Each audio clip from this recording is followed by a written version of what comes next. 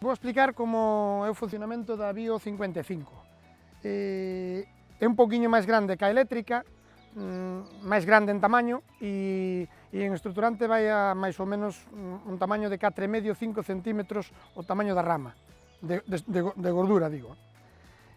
O funcionamento é moi fácil, non ten... É simplemente decir que é gasolina tamén, gasolina sola, e ten que, cando salga do concello, vai a salir cheo, o depósito cheo, e cando volva tamén ten que vir cheo. Bueno, entonces, ten un encendido on-off, que está aquí, este botón roxo, evidentemente para encender ten que estar en on, e despois ten un botonciño aquí, bueno, unha palanquiña, que é onde abre ou cerra a gasolina, e o tirador de aire. Abriríamos a gasolina e cerraríamos o aire, para que entrara máis gasolina. Despois, unha vez a máquina encendeu, xa volveríamos á posición do aire, de abrilo, volver a abrilo outra vez. Isto sería, así estaría a gasolina aberta. E agora vamos a encendela. Nada máis. Lle daríamos o aire para encender e tiraríamos de aquí, encendería. Unha vez encendida, esperamos un ratiño a que estea un ratiño encendida e logo aceleraríamos. Este é o acelerador, é manual. Entonces, a pondríamos a tope para empezar a traballar con ela e esperaríamos un ratiño a que collera as revolucións para poder traballar. Bueno, despois iríamos para aquí. Bueno, decir que é moi manexable, poderíamos, isto para mover, se pode mover pola finca, bueno, sempre que sea un sitio non dixen, que ten que traballar nunha superficie lisa, plana, que apoie ben as rodas e que non quede inclinada, porque pode estar traballando e pode caerse. Entonces, ten que estar iso, nunha superficie plana e compacta.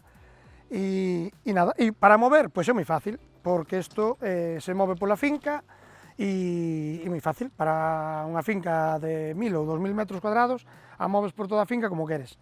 Para transportar tamén é fácil, sempre que teñas unha furgoneta ou un maletero un pouquiño grande, é dicir, pesa algo, pero entre dúas persoas acollen tranquilamente. E nada, unha vez encendida, vendríamos para aquí e empezaríamos a meterlle o estruturante. Antes diso, é moi importante, que me despistei, tendríamos que pôr todo este tipo de EPIs, que sería un casco, os cascos, porque fai bastante barullo, gafas e guantes. E despois, bueno, pois iríamos metendo ramas con espesor así, non podría ser moito máis que este tronco. É moi importante que as ramas non pasen de 4 centímetros de diámetro, é dicir, un pouquiño máis que esta. Unha rama máis gorda, moito máis gorda de 4 centímetros, ou máis gorda, atrancaría a máquina e se estropearía. E outra cousa tamén moi importante é que todas as ramas que se poidan meter, que se metan, de restos de poda, nunca deberían de levar terra, é dicir, teñen que ir limpias.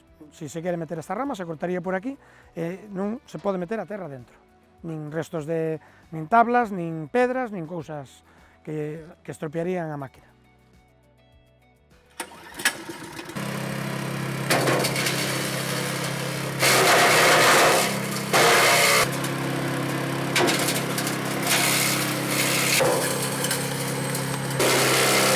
Estamos aquí traballando por unha emergencia, cualquier cousa que queremos apagala, vimos aquí e apagamos. Sempre hai que traballar con ela un pouquiño separado, nunca subirse encima de nada e non meter unha man ou empuxar. Se hai que empuxar para dentro con a rama ou con algo, con outra rama, puxamos para dentro e nunca metemos o brazo.